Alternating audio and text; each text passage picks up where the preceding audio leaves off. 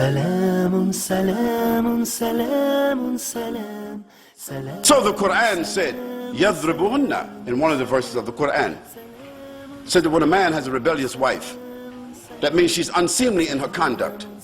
She come and go, she comes late at night, she does this, she disrespects, so forth. The Prophet ﷺ said, he said, admonish her. That means talk to her. Give her admonition.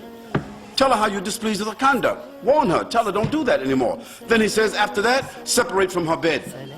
Separate from the bed. He didn't say separate from the house, separate from the bed.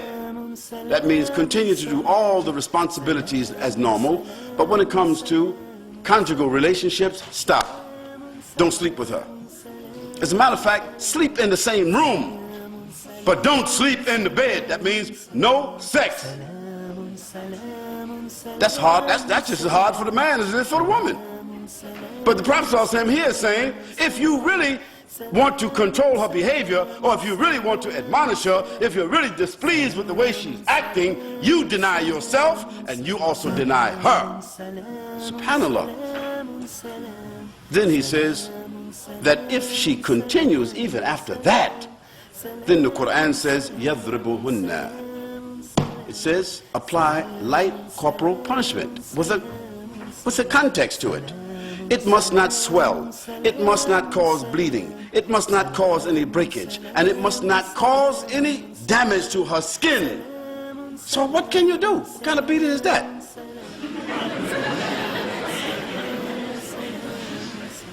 Secondly, it must not be on any one of her parts of her body, okay, which are the sensitive parts of her body. So what kind of, where that could be? In the bottom of her feet?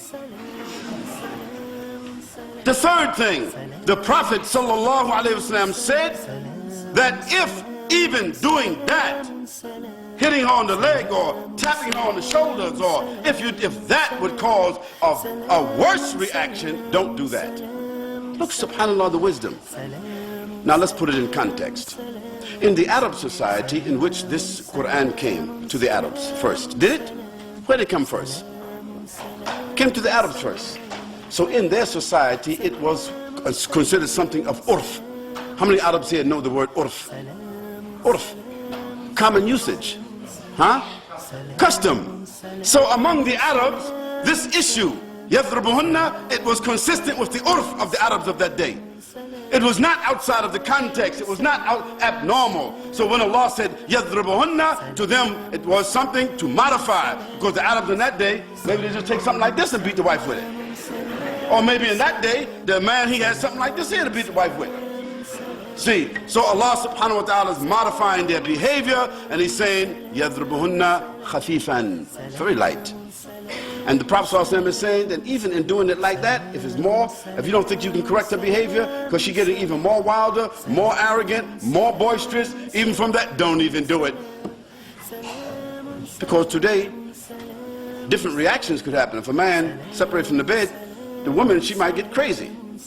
If he touch her, she might get more crazy. She might pull out a gun and shoot him. Or she might wait till he go to sleep and do something that other lady did. So if you could anticipate a reaction like that, that would be worse. You couldn't correct the behavior. The Prophet said, don't do it. And let's look at the life of the Prophet himself.